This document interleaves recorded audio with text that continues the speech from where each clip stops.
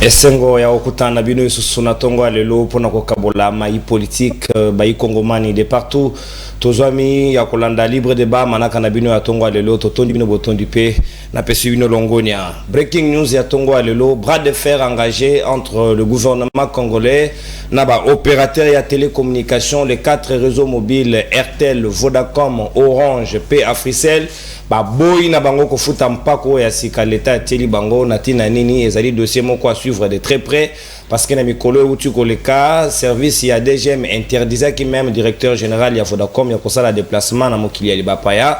Pourquoi nous soyons ezali kaka lié na maya ba taxango? Est-ce que ça dit malamu ko travailler na mboka ya batu pe bobo ya ko futa ba taxe?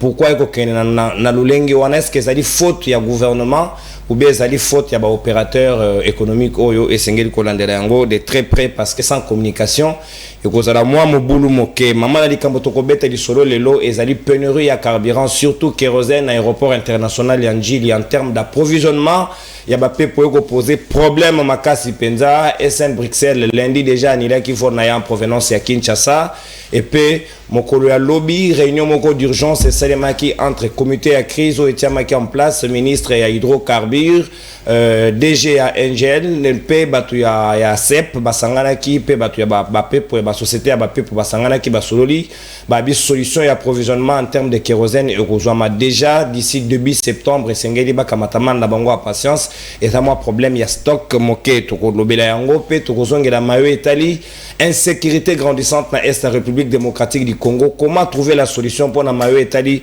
bayi M23? Est-ce que gouvernement congolais topé République démocratique du Congo est ici misonaye na ngambo ya Russie au détriment des Américains? Au regard il y a ba déclaration il y a ministre de la défense de la République démocratique du Congo Gilbert Kabanda na 10e conférence sur la sécurité internationale na Moscou o ya uti ko sala ba déclaration na lolenge ete Russie ezali ali malamu azali moninga malamu penza parce que a Saint-Gérard kate asimisa kate na ba affaire intérieure ya ba pays ou encore à lobby basala ka ba blâme te pe basala ka ba sanction subjective pour na bamboka baso sauter et sengeli ko collaborer na yep déjà batumsus ba ko soupçonner que agence russe ou ya mercenariat ezali déjà en train ko zoba contact na République démocratique du Congo autant basala yango na Mali pe na Centrafrique.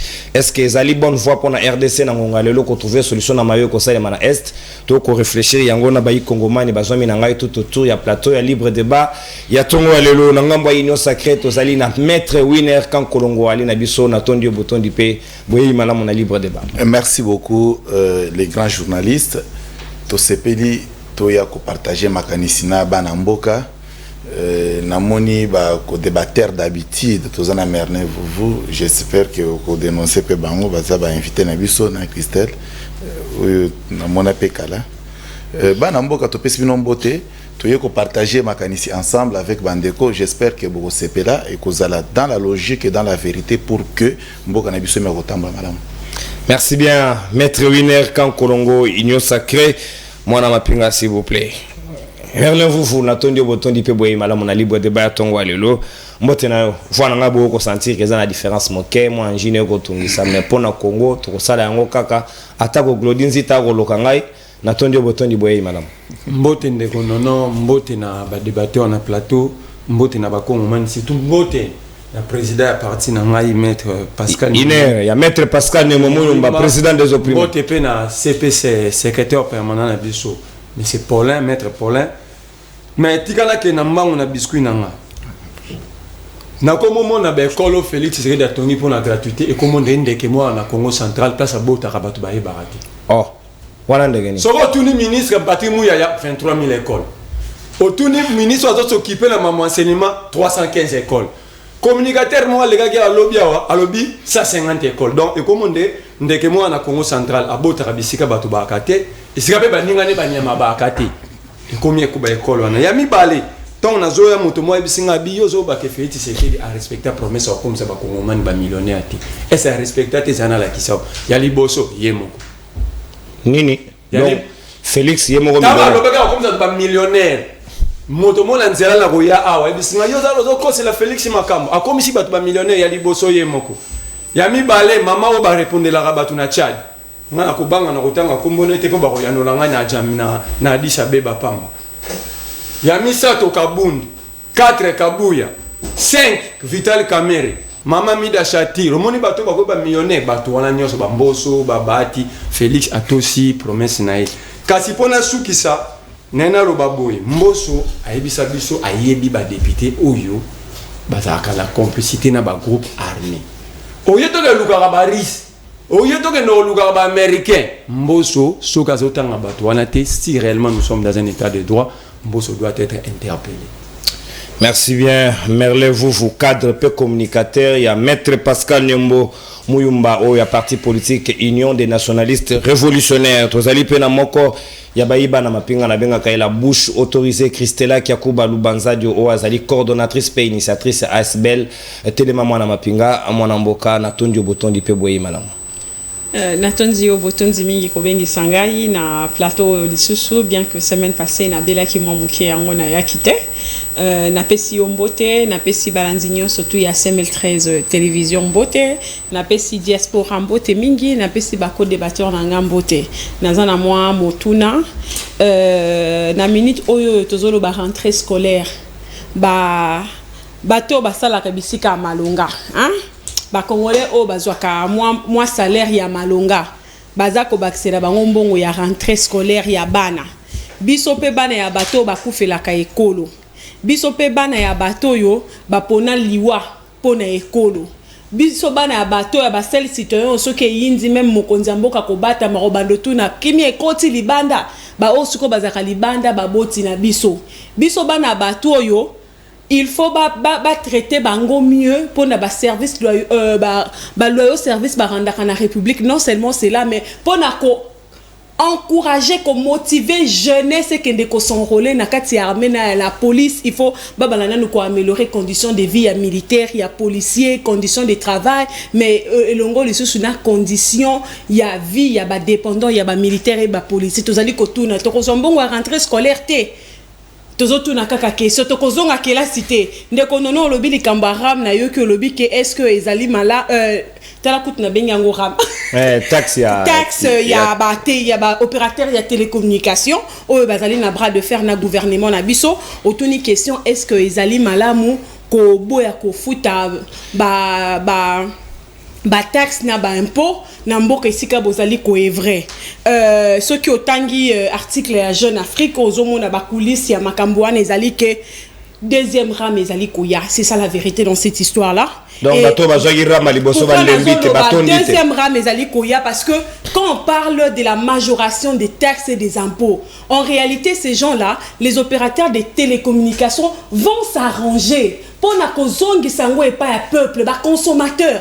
Eux, ils ne vont pas rajouter l'argent pour ne rien bénéficier. Quand on rajoute la taxation, quand on rajoute les impôts, ça veut dire que eux aussi, il faut pas matissa produit na bango, prix à produit na bango. Et les seuls, oh bah fout à prix wana ezali population. C'est ça en fait les problèmes. Comme on avait dit qui déjà ba nungu que on commence à chercher comment réorienter la taxe. On a une taxe ram et la nature juridique et ça taxe pour tous qui na contrepartie et ça impoté parce que ils qui même légalité tout le monde qui a un peu na rubrique n'y surtout il y a ba recette il y a budget 2022 et ça qui pété c'est ça en fait le vrai problème donc on va lobby que si vous voulez que to baxela bino nani to comme na ici comme bino bolingi na impôt na taxe ça veut dire que biso pe photo matisa ba produit na biso c'est ça maintenant le bras de fer. Merci beaucoup mwana mboka Christella Kiakuba Lubanzadio. Est-ce que Kongomani na ngonga lelo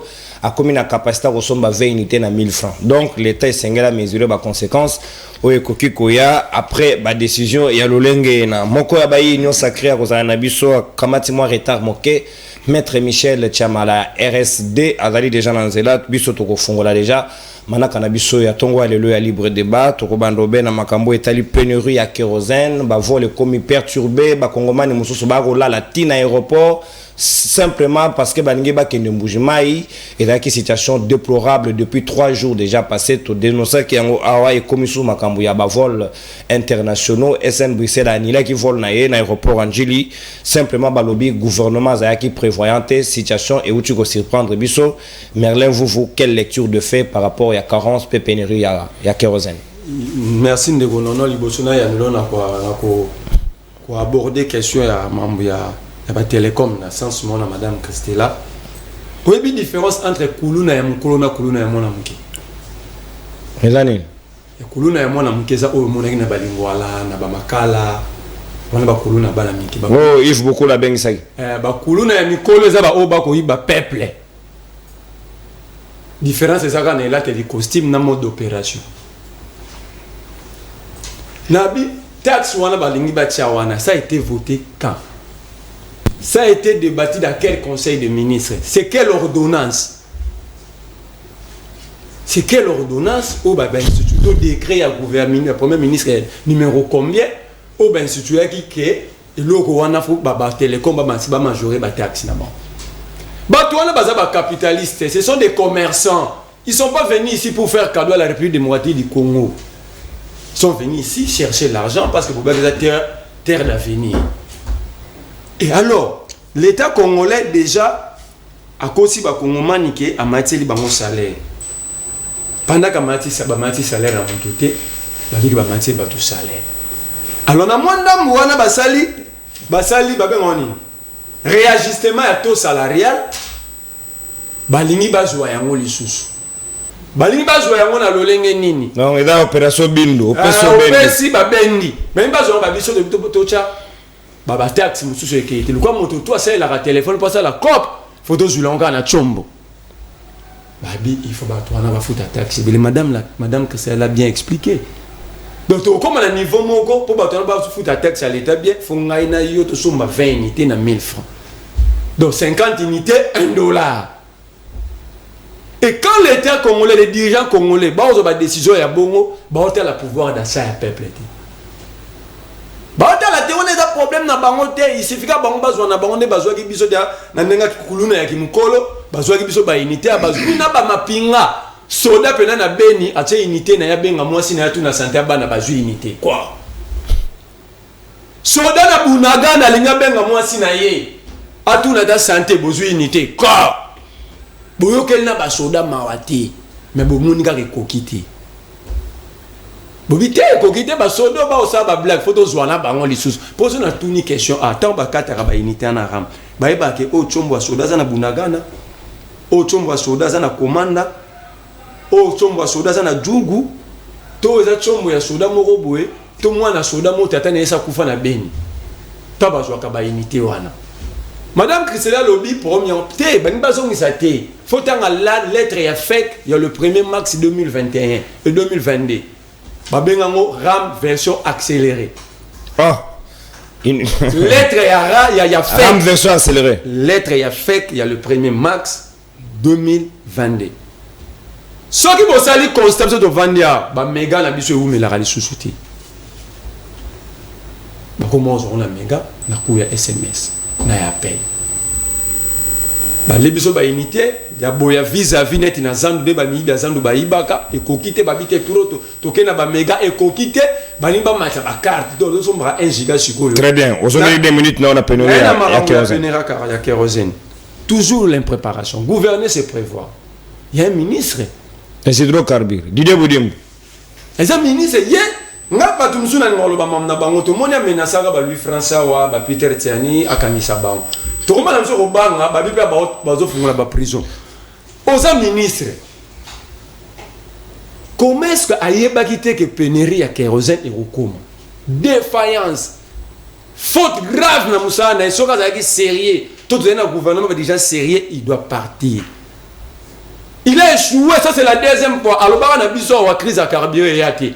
Un mois plus tard, tu vis la crise à carburant. Et bah, il y a des conséquences à Russie, papa, guerre à Ukraine. Et ça, vous confirmez le que dans le gouvernement, il y a Adam. Adam.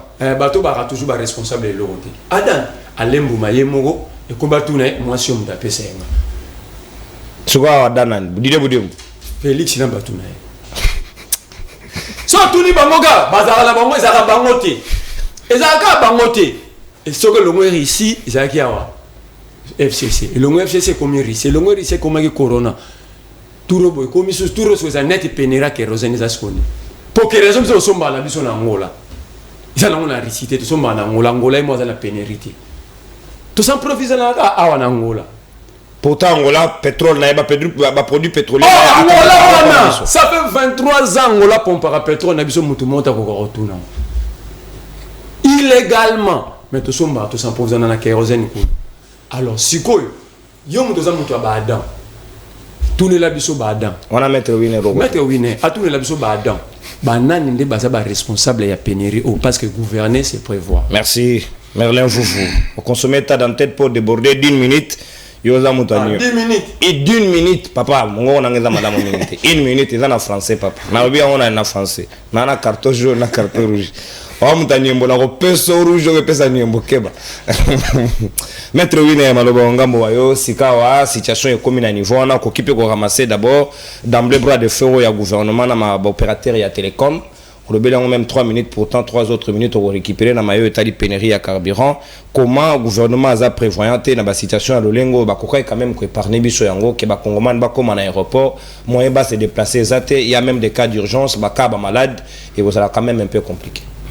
Très cher Nono, très cher vous Merlin, ma très chère belle Christelle, tous à la baïmé. S'il vous plaît. Tolingamboka. Kolingamboka na maloba sentiment, c'est très bien. Kolingamboka ko préférer ko utiliser ba propos pour que ça que bo tirer sympathie à la population bazolanda ezra mabete, mais il faut le faire avec sagesse et intelligence. C'est une bonne chose pour ne pas désorienter la population bazolanda biso. Population bazama yele faire des fois ko le capé biso. Mais ezala ba mususu oyo ba atteindre niveau anateza suite, il y a éducation institutionnel qui est implanté dans Mboka Nabiso et permettable à te belete batanga. C'est comme ça que tout se retrouve dans plusieurs alphabets dans Mboka Nabiso. Alors, il faut te respecter les fils que bango parce que biso tu ko se constituer na place à enseignant ou ba ko tang ça ba bazoka chance à côté na classe plutôt que se jeter toujours na ba propos moko en caractère mensongeur pour na ko sabato. S'il vous plaît. Nayoki awa na table. Nayoki na table awa balobi au nom ba société de télécommunication ba imposer bango taxe et que bango pe ba pesi ba préalable bien soit to fouti taxe automatique ba prix ya ba achat ya ba unité méga et consort. Non ndeko, ce n'est pas vrai. Ce n'est pas vrai. Ba sengi bango te ba créer bango taxe asika uniquement pour na bango non. Le problème est que dans le taxe ce qu'ils payaient auparavant, le gouvernement s'est dit conseil non. Mais comment ces gens besoin encaisser tellement ébélé na compte il y a nombre de population et que bon au bango besoin foutre na caisse à l'état ils ont correspondre té. Ils ont correspondre té. Parce que question de konangai. Depuis quand depuis date nini opérateur économique il y a télécommunication baza ko futa montant combien et cette montant ça date de quand? Est-ce que depuis entrée il y a Félix Tshisekedi Tshilombo comme président de la République na fonction basi ba augmenta taxe na compte à télécommunication so ba augmenta ezalaka ya combien et combien à combien? C'est quoi la motivation à augmenter la taxe? Non, ce n'est pas toujours la société à télécommunication mon frère. On ne peut pas que la société est créée depuis 2000 et que depuis 2000 vous payez par exemple $2000 par mois et que jusqu'en 2023 vous continuez à payer $2000. Autant de donner qu'augmentation de la population ils ont continué à augmenter en termes d'abonnés. Oui, en termes d'abonnés mon frère ami. Comment vous voulez que vous ayez plusieurs abonnés et que taxes sera toujours dans la dimension au besoin qu'on fout depuis 2002? Est-ce que c'est simplement parce que l'État congolais n'a pas aussi compris qu'il faut miser, Baloba qui va créer un millionnaire congolais, il fallait faciliter aussi les Congolais aient des réseaux mobiles comme ça, pendant que en cas de bras de fer, tu peux miser sur Banamboka. Mon frère ami, économie extravertie. Mon frère ami, Ezaka ba Congolais de Balingi Kakamboka Oyote. Er moto kuma to sakizaka na bisomoko. À la place à quoi qu'ils aient toujours ba dirigeant. Moi il bisanga na mutulola nani ndeko na biso fumompa nani Adolphe Muzitu a occupé la fonction na gouvernement. Pour avoir courage ya ko sala appel na ba économie ba opérateur économique na ba investisseur que boya na mboka te. Boya bisanga na nous azana fonction ni na gouvernement.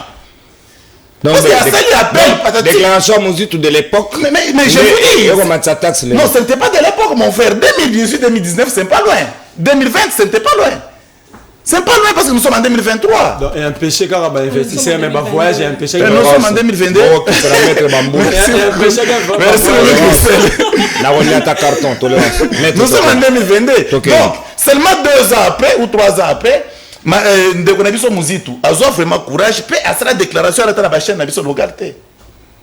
Mais c'était compliqué. Est-ce que ce monsieur peut encore nous enseigner Kaza Boningamboko? Maintenant, dis-nous, na époque Oyo, Batika ba combien de millionnaires congolais na pouvoir d'abord toi na Mobutu, toi to kiti na Kabila les pères, to kiti na Kabila les fils. S'il vous plaît, vous à la discipliner parce que ba minito tozo lukango na passe papa. Meti yanga na généralement na passe. Donc, on constate que depuis pouvoir, depuis RDC et RDC, ba millionnaire congolais tous na bango posa, mais il faut bisomoro to sala na oyo ba bengaka production nationale. Il y a moins de produire ba millionnaire. Mais comment on préfère aux millionnaires pendant qu'on ne produit absolument presque rien? Au retour na bandeko ba lekana ba plateau, nani azo conscience ya sa société. Mais à la différence peut-être avec Christelle parce que ça na Asbel, je pense que Asbel est la société. Non, je pense qu'avec Asbel, on peut créer d'autres histoires là-dedans. Mais félicitations quand même parce que vous pensez aux autres. Ouais.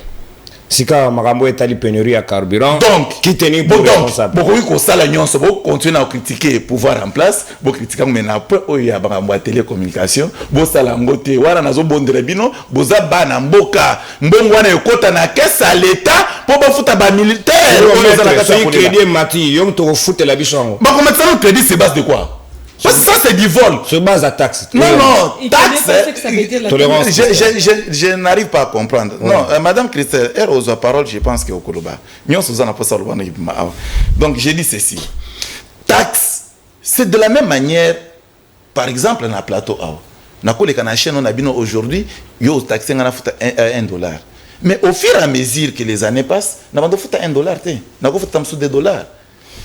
Mais na tout la question ba osunganga et pas bato la maîtrise bato baza kata ko défendre ba opérateur économique ou télécommunication o batindi Christelle Lero na vous na plateau pour défendre bango ba sunga biso bato depuis 2000 parce que depuis 2000 par exemple RTL Vodacom et consort pour ne pas leur citer baza installé déjà dans Mboko.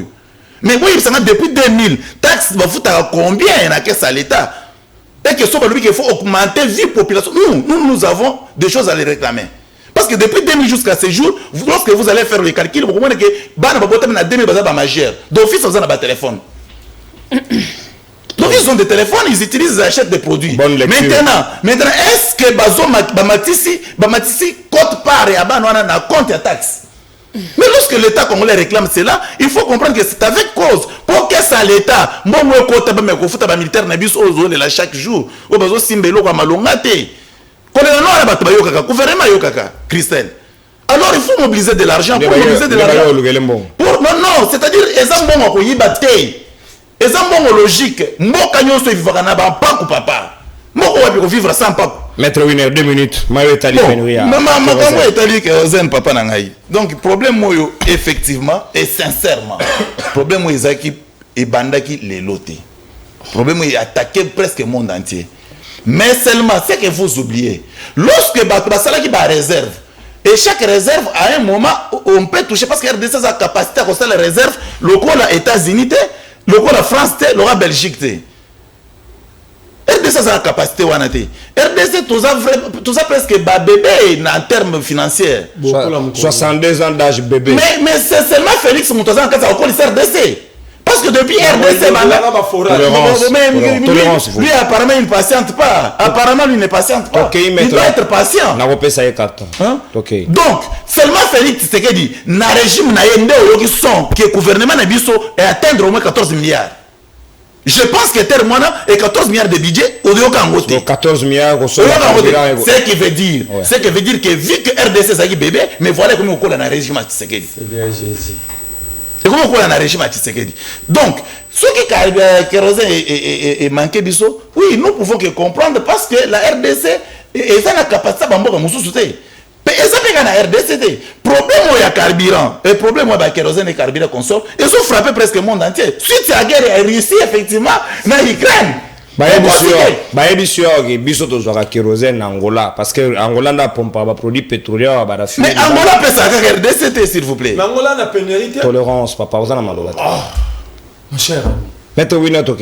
Mais lorsque vous reconnaissez que biso tozo se ressources en Angola. Mais Angola ce qui a jugé bon que stock a comme nango ekomi muke akobo pe côté RDC pour préserver intérêt ya mboka na ye. C'est de là que tu ne réfléchis pas. Parce que tu conclus tout simplement qu'on achète en Angola et Angola a pénalité. Mais je peux te dire qu'Angola peut refuser maintenant cette fois-là de nous faire vendre cela pour préserver intérêt en mboka na ye. Merci. Maître Winner. Parce que des relations entre pays, en tout cas, c'est des intérêts qui comptent. Merci, Maître Winner. Consommer ta d'antenne, on débordait le roi, oui, nani. N'a une intention de déborder, mais mernez vous. S'il vous plaît, Maître. On va péchoper carton. Carton, bat baole la ngoma kasi mikolo na moni funa simba ngoma tu. Lori ozambala liboso na ko na jaune mais merle. Maître, si on a monté union sacrée, on a pouvoir. Donc tout c'est la générique selon proposition moninga moko benga ibiso depuis Londres moi jingle moko muke lié na carton jaune na carton rouge pour na ko pesa ka bango penda sanction musu to ko retirer penda na mesa toté mpanzi. Soka ko to sate. Mwana mboka Christela ki akoba lubanza dio maloba sika o ngambo wayo. Est-ce que le gouvernement a qui prévoyante en termes de stock parce que oui bien que moi c'est vrai que incidence il y a guerre il y a Russie en Ukraine et ça dit pendant l'impact makasi mais c'est quand même qu'on a à disposition pour que comme la biso et ça quand même très bien anticipé dans le temps. Je vais d'abord revenir nako zongana nous naba élément mon qu'on a yo qui a on a plateau na bandi non koye bisa Maître Winner. Vous parlez de quels 14 milliards de dollars? Parce que moi, tout ce que j'ai fait dans ma vie, c'est lire les finances publiques. Vous parlez de quels 14 milliards automobilisés? Parce que je vous informe, Maître Winner, même les 11 milliards n'ont aussi bien goûté. Tozobengango ba prévision sûre, sérieuse.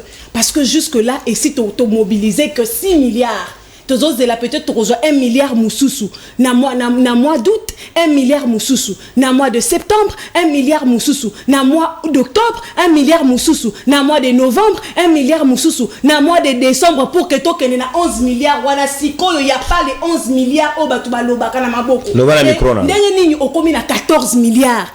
Maître Winner. Allez-y au ministère, il y a budget. Allez-y. Non, on ne peut pas parler de 14 milliards. Même les 11 milliards, on parle de cela comme des prévisions sûres et sérieuses. Mais en termes comme ça, ce n'est pas encore mobilisé. Jusque-là, ici, on mobilisé que 6 milliards. C'est ça la réalité. Allez-y dans la Banque centrale. Allez-y dans le ministère à budget. Allez-y dans le ministère à finances où ils ont un peu chichi. Pour n'abandonner. Donc il ne faut pas parler des 14 milliards, Maître Winner. Nous ne gagnons rien du tout quand nous montons sur la place publique. Nous ne gagnons rien du tout. Maître Winner a ebisi bisoke ezaka ka ba congolais ne balingaka mboka na bango te Maître Winner. S'il faudrait to lo balelo pour na ba télécommunication, c'est pouvoir à créer une jurisprudence. Oui, que cela que quand le peuple a eu qui taxation à la télécommunication, azos directement faire lien à RAM, Maître Winner. La première critère d'un impôt. Déjà, on a une définition, il y a un impôt pour que on na plateau pesanga nature juridique. Il y a RAM. Quand on parle d'un impôt, on voit directement la contrepartie. On voit directement, il n'y a pas de contrepartie. C'est une obligation pour toutes les parties. Mais elle doit d'abord, l'impôt doit être légal.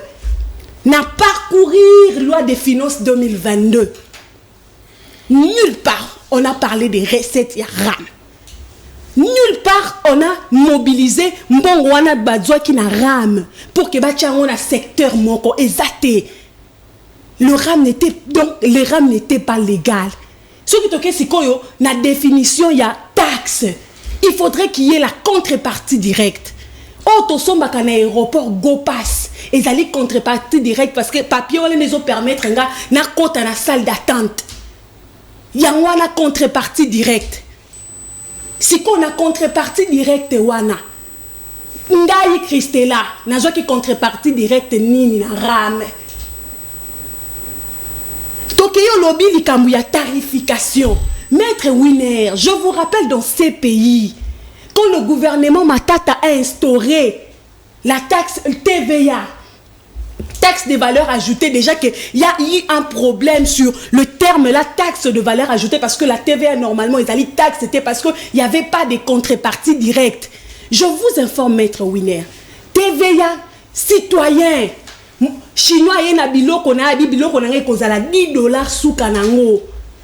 Na $10, wana soki otali eto genaka na ba supermarché, to na ba facture ba pesa kabiso. Au moins a prix eloko sombi $10. Babaki selio 16% ya TVA pour dire que c'est la population, ce sont les consommateurs.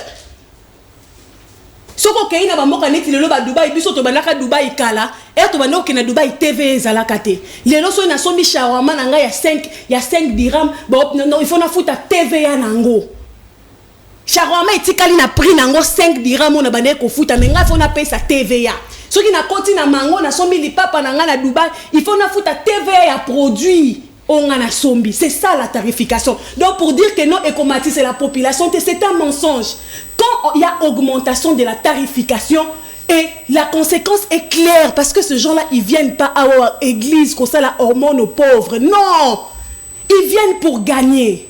Par contre, où je veux vous rejoindre, c'est quoi? Il ne faut pas dire que non, il n'y a jamais eu de majoration ou soit augmentation.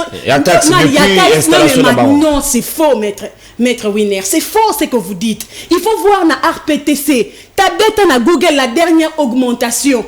Je ne suis pas contre l'augmentation. Je ne suis pas contre cela. Donc on a besoin d'évoquer l'être et fake. L'être et fake. On a allé expliquer que ce qui va matisi taxe to impôt et pas yaba télécommunication et biso conséquences directes nango ezali nini mbongo et komata nani biso nani ba consommateur il y a pas produit en charge augmentation voilà parce que eux ils ont leur ligne il y a marge à bénéfice na bango c'est trop clair ça. Maître Winner nous dit que tolingi mbokate totuni siko na question na dirigeant o acheli biso ce qui paye acheli biso mécanisme la kobenga ngo taxe te na kobenga ngo impoté acheli biso mécanisme benda biso crédit sans que au préalable yemo kwa banana ko luka ndenge ni na ko banda ko récupérer yango. Je vais vous choquer.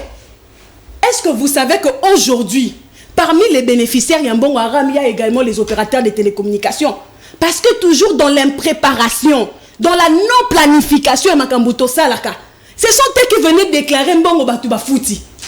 Mbongo Babenzi Aram. Ce sont eux qui venaient déclarer.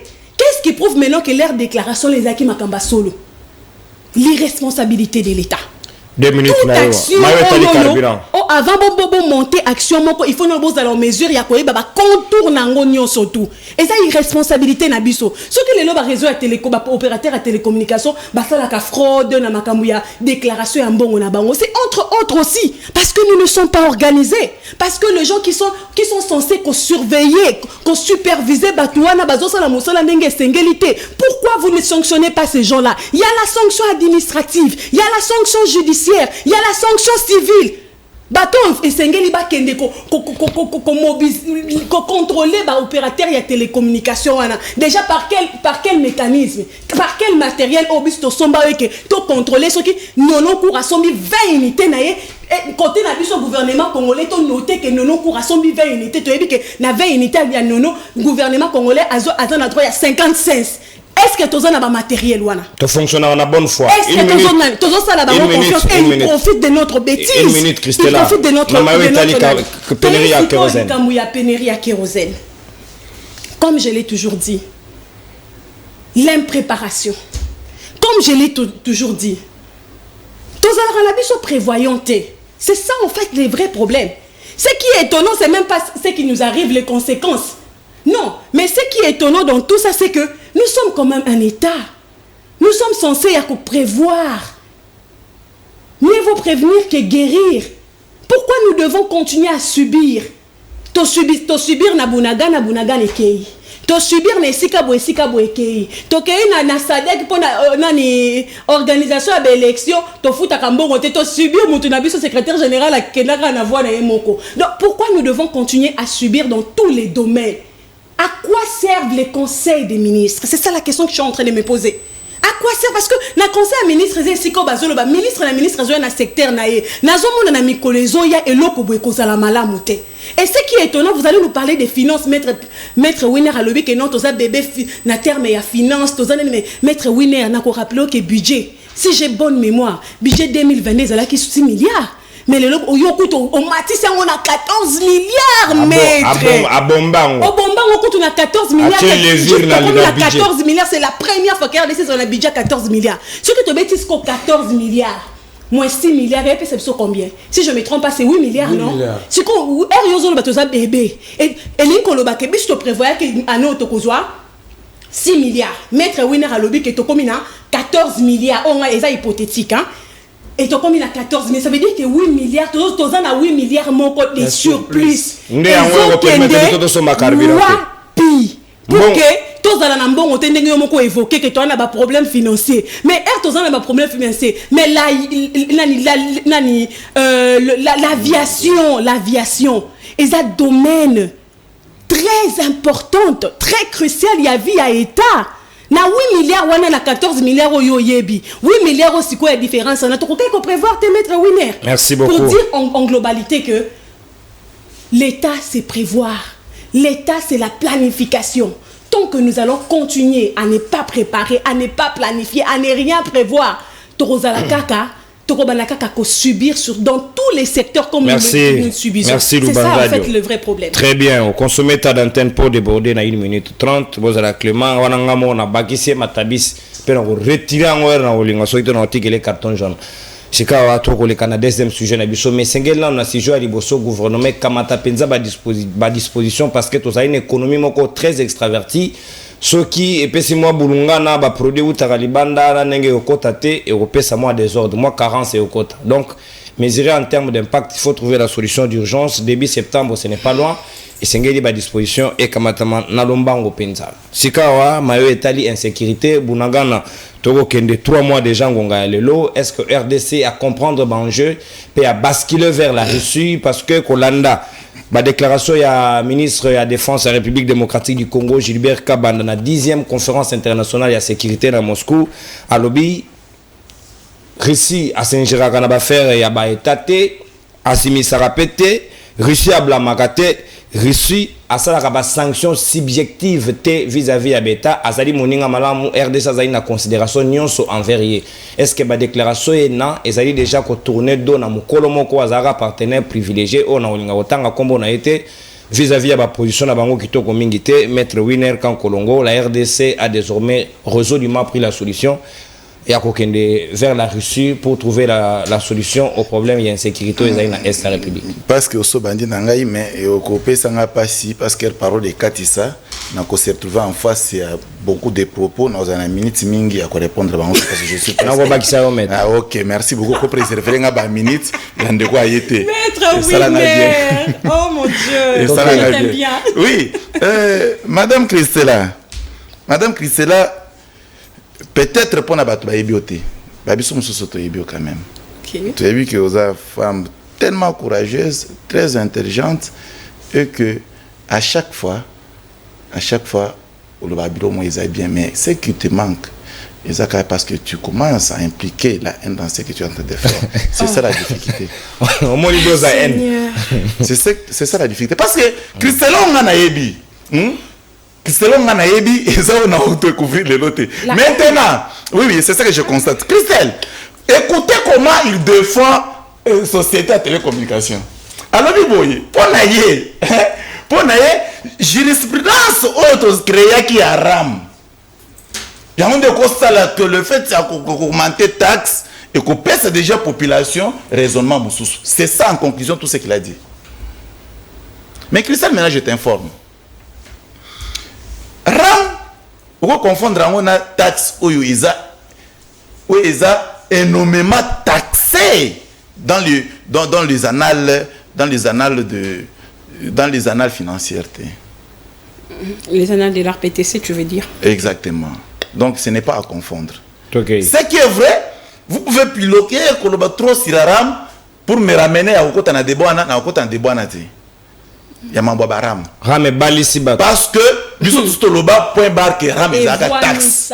tout ça là qu'ils ont taxe. Puisque nous vous continuez à faire recherche pour nous dire qu'ils ont taxe. Tanga définition non, nature juridique s'il vous plaît. Et je suis clair à la télé encore. Quand on a débat, on est ramté. Ça fait mal, non? Non, ça fait mal en quoi? Ça fait mal en quoi? Parce que vous avez déjà répondu qu'ils ont taxe. Point barre. Maintenant, Madame Christella, Nana Sepeli parce que vous abandonnez ma cambo commerce à Dubaï, vous préférez tout ça la politique. Pour votre information, les qui ont passé à Dubaï. Tolérance, on a obligé à website. Ça là, mélange, mais on a plateau. Pendant que vous êtes à Dubaï, vous avez shawarma, tout ça, la loi de la priorité au gouvernement, la priorité. La loi de la priorité. Bêta. Tolérance. Aux éléments, la loi de la priorité. Mais nous avons informé que Dubaï est Congo Kinshasa, Congo RDC. Peut-être que vous allez confondre. Chaque peuple a une façon de faire une organisation. Et en plus, maturité et la population est tellement différente. Tu peux comparer en côté. Tu peux comparer à moi tamuke. Na mutuna na ngai mettre. Tout ça na sujet. Ça tu kotika politique aux ongé no mamuno à Dubaï et ça n'en peut bien. Maintenant, mon frère, nalobi boy. Est-ce que Gilbert Kabanda, tu poni na biso ici parce que c'est ngé to résoudre le problème, on va plus direct que les Américains qui endorment les gens. Gilbert Kabanda péché à ça des awapi. À ça le péché moi wote. Ba sanction zo ya yo gite. Ba sanction ya. Et ya natanga kabila ba limwambo kate tozana bango. Mais vous soutenez Kayango. S'il vous plaît. Ba to ba limwate tozana bango. Bango nyonso. Batanga ba mende, batanga ba bosha baza bazo vivre bosha ko te pas les enseignements. Ba otinda ba sanction na balingi. Mais Gilbert a dit ce qu'il pense. Ce n'est pas ce que le pays pense. Non, c'est-à-dire quoi? Il est le ministre sectoriel. Un ministre, lorsqu'il est quelque part, il représente la République. Vous comprenez au moins? Mais le rapport, les ministres l'amènent au Conseil des ministres. Lorsqu'il tient des propos politiques, à ce moment-là, il devient un politique. Ça, c'est un langage politique. Okay. Ça, c'est un langage politique. Alors, Biboui, alors que vous avez préféré comme un politicien. Russie. Que vous avez préféré Russie. Pourquoi après si bonté à Russie? Alors, Russie, par exemple, la sanction en dessous. Subjective. Alors, Russie, a parmi les pays le plus fort en termes d'armement. C'est ce qu'il pense comme un politique. Maintenant, le secret de ce qu'il est allé faire, lorsqu'il va amener ça au gouvernement, à ce moment-là, tu vas communiquer officiel dans la bouche du ministre de la communication. Secret. Tu vas communiquer officiel dans la bouche du ministre de la communication. Parce que c'est lui qui est habilité, il y a qu'à communiquer sur les œuvres que notre gouvernement est en train de faire pour le compte de la population. Maintenant, moi comme politique, ministre mais il n'a pas tort. Il n'a pas tort. Parce que moi, à sa place, j'allais que déclarer aussi ça, plus que fort même. Pourquoi, mon frère? Pourquoi imposer la guerre? Guerre, inutilement, et bandit depuis, il y a un plateau un jour, guerre, on est bandit depuis 1980. 89. Comment expliquer depuis 89? Mobutu a ça dit bonne guerre tiaki. Kabila les pères mais mieux voir même na liwa. Or bango ba militaire. Mobutu était militaire, Kabila les pères militaires, Kabila les fils militaires. Là les pères c'est la armée. S'il vous plaît, vous. Tolérance. Toki maître Ngonga. Oshité. Bon, OK, loko la Kabila les pères à ça armée mais Kabila les fils quand même a eu place à ça qui armée. Quoi c'est soit ça kango wapi. Poto monnaie awa ala tabateni abima wazayi so général so colonel sonani. Quoi c'est soit Kabila les fils à ça armée wapi. Ndeko nangai ba militaire guerre wana esali bango boy. Félix a continué à pouvoir ba même rebelle oyo ba nyokola ba Kabila ba nyoba ba Mobutu kaka bango kaka bazana base arrière na bango toujours na Rwanda toujours. Eh ben que Félix a comme président de la République, ah babangi mais ça c'est quoi, ça il faut tout à la musique.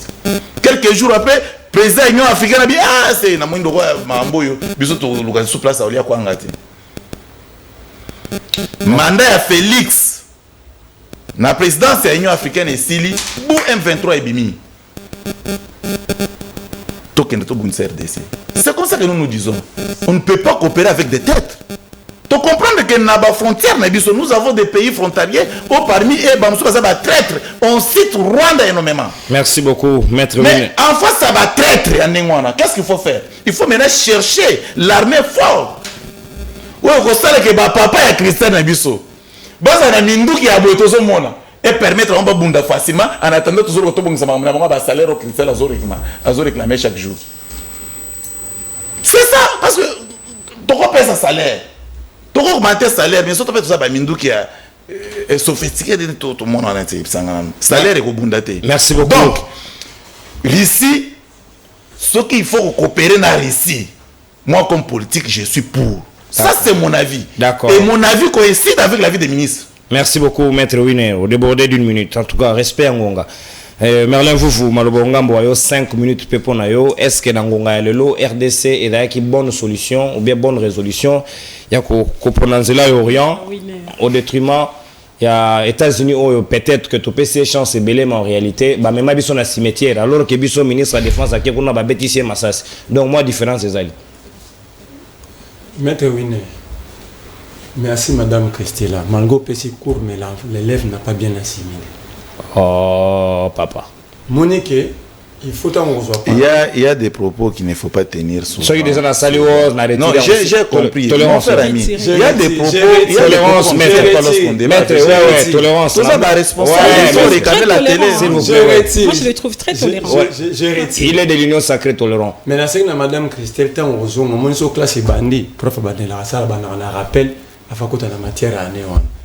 Faisons la rappel. Apparemment, nous avons une heure à l'ingénieur mettre dans le plateau, mais nous avons le banda pour bien mettre ça pour accepter.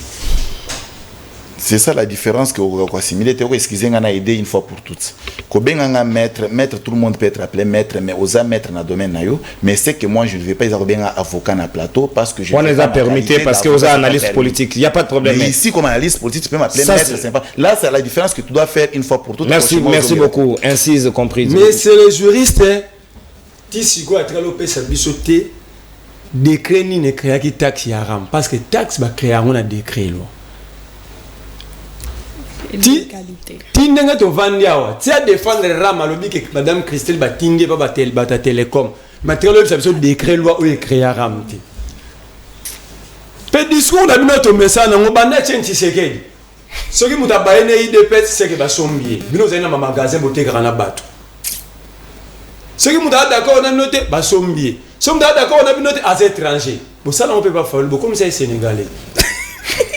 Donc ça c'est votre comportement. Mais si vous avez un cambo de sérieux, vous pouvez avoir des numéros à décret ou vous avez un RAM, mais c'est les juristes. Combien de fois vous avez que RAM, ils ont taxe, ils ont service. Il faut qu'il y ait contrepartie. Combien de fois vous expliquez que nous avons des missions, nous avons un tableau, nous avons un créé, nous avons un livre, tout le monde.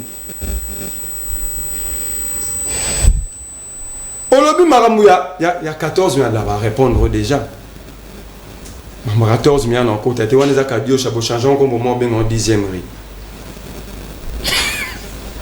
Aujourd'hui, bango baba télécom ba bomba ba chiffre tout le ministre qui bat ça biso de solane on a la demi prison le 1er octobre 2020. Le 8 octobre 2020 tout ça la sitting ngona mambara. Il y a immeuble intelligent. L'hôtel du gouvernement. La rotan là baninga no sociale na bango. Mais ministre Yamba Bisso, ministre a habité, il y a combien d'utilisateurs à téléphone à Congo. Alors vous voulez maintenant dire quoi? L'État congolais est irresponsable. Ayebi même ité banane basé la télécom, basé la téléphone en Moko. Il faut ta télécom, tout faut manque d'organisation na Bisso na Congo. Tout le ministre qui bat ça, à ça qu'à n'engeni pour récolter ba taxe ou n'a pas ba télécom. Le mécanisme c'est quoi? Rien. Mais comme Bozaka Rababa Adam, on l'a dit encore bateau à bateau. Badou na marambu ya kérosène au lobioté guerre à Ukraine. Tout son mara kérosène à Angola. Pétrole wana na édition awa ke Angola a pompara yango ça fait au moins 23 ans. Didé Bidimbu ministre hydrocarbures akenda ikuna zongi aina suite ki. Tout ça que et ben on peut pas dans la pionnerie ba lui ba que la bisoté. Est-ce que Angola c'est l'unique pays où on a la réserve belé à kérosène. Donc on a là que surtout sombi dans Angola dans la place de Rosombati. Aujourd'hui le gouvernement a échoué dans le secteur rwanda. Au l'union ni maté aux ocos c'est l'Angola. Pour la nini banile vol vers l'Afrique du Sud té ba pays nous souci. Parce que batona bazaki ba prévoyant. Botika au diriger mboka na amateurisme. Encore une fois, gouverner c'est prévoir. Okani madame Christella au traité des mais na kamwe enizani madame Christella fondi mayango surtout zaba ene to landa papa na monsieur Tshisekedi ene ali bo soit tigala au propositeur virgule tina politique ene ali bo so ya munene papa Tshisekedi ngapi na za héritier fidèle et puis na rozana la ene ga le rôle ayi obi ba télécom taxe ba rotika la jamais et dans la conséquence sur les consommateurs ne onanga wine ndengo sala droit wana est-ce que ba prof no ndeng ba otiala ba za fier na yo pena ba biti tela pena étudier na biso défendre biso moi na yo ki passe pour na hôtel ki passe pour na ba boshab ba isambo ba nyabirungu un côté na yo ki soni pourquoi na yo ki soni pourquoi bah oyo et ça va simple matière même dans la droite il faut comprendre que sous ba baxel bato la taxe bato na ba rolokota mbongo na ba la tête pour ba refuta ils vont augmenter le prix par ba consommateur il y a ba produit na bango pour récupérer l'argent ba futa taxe.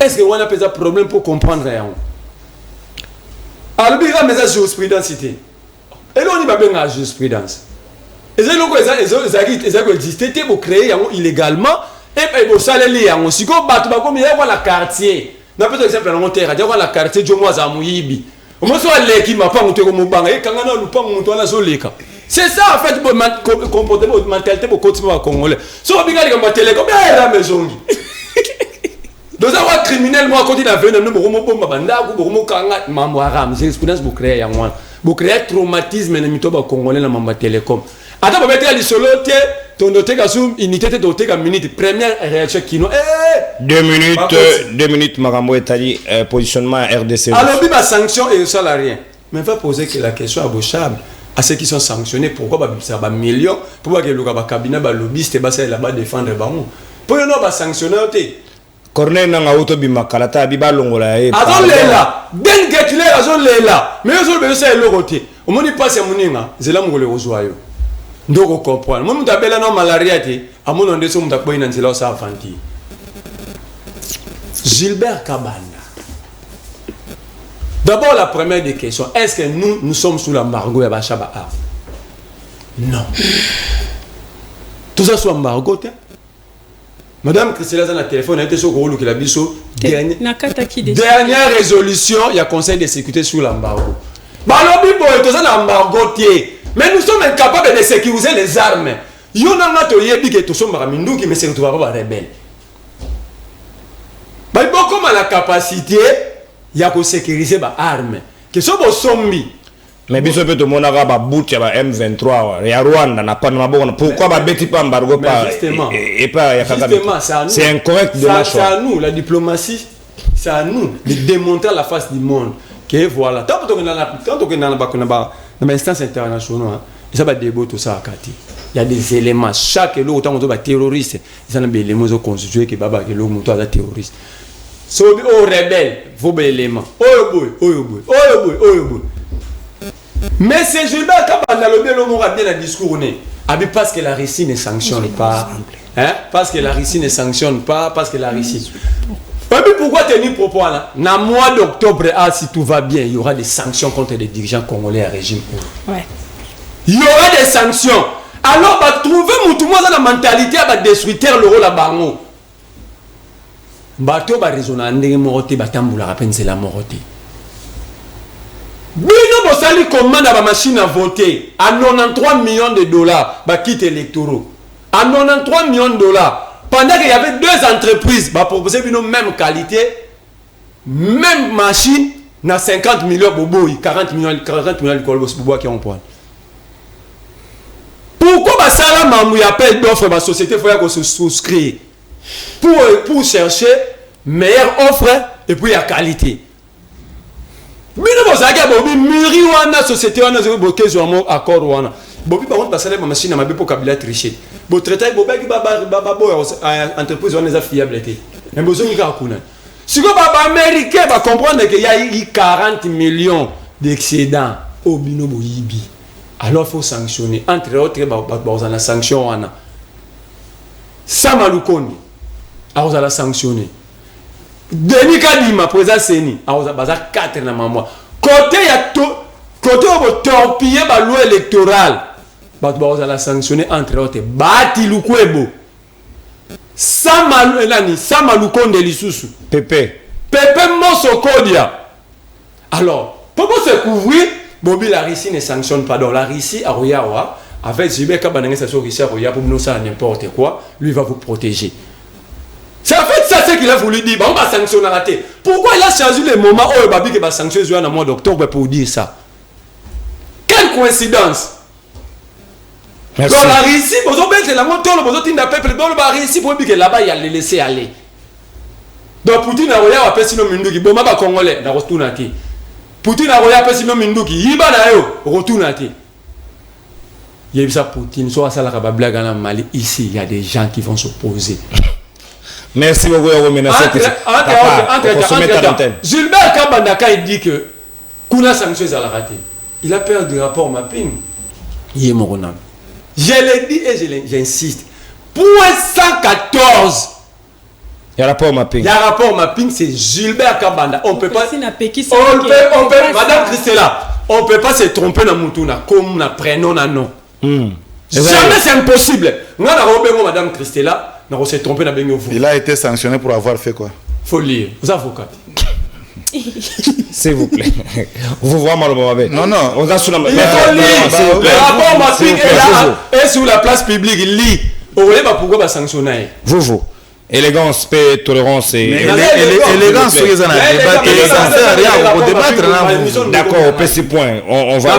point 114. Merci. Au consommateur d'antenne. Merci beaucoup. Élégance, vous avez madame Omingi Penza. Soyez arrêtés, ça pas si faut tomber. On peut ça carton maître. Oui, comment elle merci beaucoup. Et Sengeli, tout se respecte. Christella Kiakuba, Malobasikawa, Ongambo Wayo, est-ce que Nangonga ya lelo ezali bonne option pour la RDC ya ko embrasser chemin reçu nenge vous voir ko lobake ezali camouflage ya ko bomba ba bio to sali vers les États-Unis aller se réfugier vers la Russie mais ce que vous allez moko ya bayi solution pour nous retrouver qui mène à est quoi de plus normal. Je vais d'abord commencer par Monsieur Winer, Maître Winer à Benkingai Eunice, OK? Je ne débat pas sur ça. Je viens défendre les télécommunications. Ngai Nazalaka quand même la chance. Il y a cause à la sous-traité. Ouais. Quand je viens, ce que je dis est par conviction. Ceux qui n'ont pas de proposition, chaque jour, pour même trahir combat nanga ondimate. Je veux même aller loin. Ceux qui n'ont pas la personne natiki, tu vois, n'a pas dire la vérité. J'ai beaucoup de tableaux où ekoko pesa nga ba avantage belé. Ekoko pesa tellement moi na mapinga ba avantage belé. Mais pas moyennant lokuta. Pas moyennant lokuta.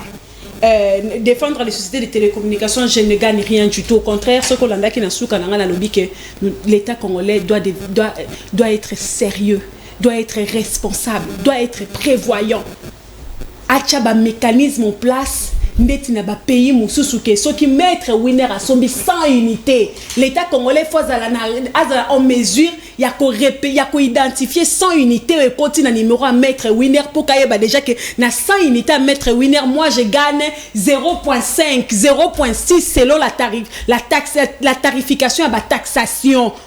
Wanande ko sala eteke mbilinga o ezalaka entre l'état congolais na ba opérateur ezalati est-ce que yebi que taxe nani TVA ti lelo l'état congolais reste les meilleurs perdants ya TVA est-ce que yebi yango parce que ces gens-là déclarent chez l'état et au pesinga ichon lobi nanga ke ya ko yebi sanga oyo kotisi alors que to yebi que na commerce tout le monde veut gagner. On est sûr que na roya ko yebiso maître winner oui, na ndenge na tekaka na kotisa ki 100 000, 100 000. On est sûr maître winner. Non, maître winner. Maître winner me demande de choisir entre la politique ou le commerce. Donc moi je reste sur la loi, hein? Je reste sur la loi. Le commerce c'est mon droit, maître winner. Ce que tu as les mêmes na le droit commercial général. Là où on parle de la définition d'un commerçant, okomona yo moko ba élément nango, okomona na ninya owadape, okomona yango pe définition un commerçant jusque là na yebi priorité na ngai o ba kondina biso o ba leka ba o bazali bazokoka koyeba te na chaque tongo na la mokana tanga la loi de la priorité. Priorité zanini na tonga école na camp force navale pona plus de 2000 ménages au état et au evanda kana kata camp force navale bana na bango ba kende kelasi avec sécurité ba kadisa poilu oteto priorité na ngezali na zwambongo wana na pesa wenge batu ba sepela ba beta musique na jour moko et puis ici alors que école ekotikala le modèle actuel ya kotonga école hein et 150 000 bazo chango 6 salles de classe bâtiment administratif installation hygiénique 581 000 ya wenge ce hôtel on combien d'écoles la loi de la priorité moi je suis parmi les gens ba loi ya priorité oh ba kondina biso ti lelo bazoko ka koyeba te loi ya priorité ezali nini maître winner dit que je vais d'abord préciser maître winner on peut pas blaguer sur toutes les questions du monde maître winner. La défense nationale, c'est le poumon d'un pays, maître winner. Maître winner, oyebi ke na ba élément ya politique étrangère ya mboka, tozali na renseignement. Maître winner, tozali na armée, tozali na diplomatie. Ba uchi ko bakisela biso maître winner économie, pona nini ba tchaki armée. Okoki koyate na plateau polo bake, les discours là engagent que les ministres. Maître winner, non. Et la politique. Pour le ministère de la Défense, c'est la géré mbalamoko par le président de la République. Pour nani budget à ministère de la Défense, n'attends pas Kabila na eba ko butumo kazo sepela na bazo longolanga na intérieur na kene na défense pour la défense et ça budget o ezo yambalamoko na ligne budgétaire ya ngai. Pour nani parce que c'est le poumon, c'est la force d'un État, maître winner. Vous ne pouvez pas dire que na rencontre aussi importante au moment où on parle. Sécurité. Ça va faire plus de 2 mois que notre Bunagana est sous le contrôle de M23 maître winner. Que le ministre de la Défense a tenu ses propres propos. Non maître winner. N'apprendre à un plateau ok conseil des ministres les ministres qui a sali makamula et ça la rapport. Non maître winner. Les conseils des ministres commencent par ministre a exposer situation globale il y a ministère naïe il y a biloko eza sous compétence il y a ministère naïe sous tutelle à ministère naïe à proposer ou à zali ko proposer ce qui biloko ezali ya ko rejeter ba ko rejeter ngo ba o ba ko adopter accueillir à travers l'administration qui est le mécanisme par lequel les décisions prises par l'exécutif et comme à réalité en vue de résoudre les différentes préoccupations du peuple à l'intérêt général. C'est ça, maître 30 secondes, Christella. Rapport. Nous parlons de la défense, maître Winner. Maître Winner dit que le ministre a le ministre a glorifié, a parlé de la bonté de la Russie. Maître Winer, je recommence, Maître Winer. Autant à DIP, Maître Winer. Les États n'ont pas d'amis, Maître Winer. Les États n'ont que des intérêts. Dans la politique internationale ou dans le droit international, nous avons ce que ça veut dire, ce qu'on appelle le rapport des forces des États. Ce qui se passe entre la Russie et l'Ukraine, où les trois autres pays membres permanents, il y a les Nations Unies, côté la Ukraine, et ça guerre, il y a un rapport de force, l'idée même, il y a Russie, n'a informé, tout le monde a Russie, na Mali, Russie, na RCA, Russie, na idée, na ezali que Azolinga continue à étendre espace naïe, champ naïe, il y a influence, Maître Winer. La Russie ne viendra pas ici pour nous trouver les solutions gratuitement. La Russie ne peut pas coopérer le pona kolobake azo salango pona bonté, il y a que des intérêts. La seule solution, je vais répéter, on a répété ceux qui sont organisés de l'internet, ceux qui Russie aya kutibi sont na désordre, à côté de la désordre et armée na biso, à côté de la désordre et renseignement na biso, à côté de la désordre na biso, mon on armée ougandaise, o aya qui na ba mission na biso, zaki na mission na biso, mais le biso zo continuer coller la batou, a des façons la mais Ouganda arrivé, ya ko protéger ba intérêt na ye, ba frontière na ye, azu a des fa kotise li biso na katikati ezoboma. Maître Winer, la seule solution. La première mission régalienne d'un État, c'est la protection et la défense du territoire, de l'intégralité du territoire. Merci Christella. Ces gens-là, ils viendront toujours nous aider, mais ça nous revient, c'est notre responsabilité première. Réorganisons-nous. Ces gens-là ne viendront pas pour nous aider parce que Toza RDC, Tozo Lela, les États agissent que sur base des intérêts. Merci. La Russie Lingui à étendre, faire naïe à influence. Alingi a gagné et les trois autres pays membres permanents. Mais entre-temps, biso sikoy. Merci beaucoup pour la moto à viser intérêt, c'est ça. Relations internationales est basée sur les intérêts. C'est la RDC a de quel côté tirer les intérêts pour un profit. Il y a peuple naïe, tu commis pratiquement dans ce libre de Banabiso Motonamotazi, Ngonganaï suffisamment de l'eau, Motarole Langonga. Zalité, Maître Winer, conclusion naïo en 1 minute. Est-ce que agence RIS, Wagner, comment on va? Wenger, voilà. Cette agence-là travaille au Mali et elle travaille dans la Centrafrique. Est-ce que vous avez la bienvenue dans l'Est de la République, ceux qui est singélito poudroyer bato na otanga kombo ya malamu mingi pona bangote ba terroriste M23 wana na ngonga lelo na nini minute na conclure. L'indignation terrible et profonde pour le déroulement, il y a débat à l'élo. Donc je m'attendais pas qu'on puisse se vexer dans des propos en caractère vexatoire, surtout entre nous les co-débatteurs.